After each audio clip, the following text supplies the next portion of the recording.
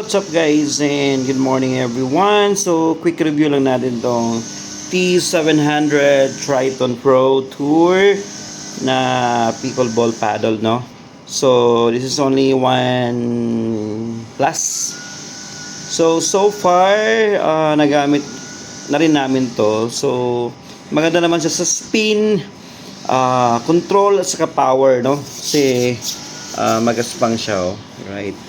So maganda to sa mga beginner kasi yun nga, nag-aaral ka pa mag pickleball, kinikontrol mo pa yung mga shot mo, spin, serve, volleys, drive, dink. So ayun, dito ka muna sa T700 na Triton Pro Paddle, which is 1,000 plus lang. So depende sa store, online store. Iba, may mga store din na siguro mga 1 plus o below 1K lang to. Alright, so maganda na rin. Nagamit na rin natin to. Maganda naman yung performance niya. So far, so good. Sa spin, sa power, at saka sa control. Yan, ayos naman. No?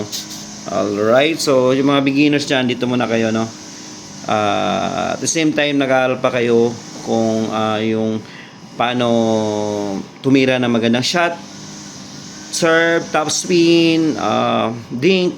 Alright, so dito muna kayo before kayo bibili ng mga mamahaling mga paddle like Cypic Triton, Kamito, Wika Air, Boomstick kung may budget kayo. For me, maganda na ito guys, no?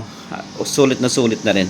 Alright, once again, this is T700 Triton Pro pickleball paddle. Alright, thank you.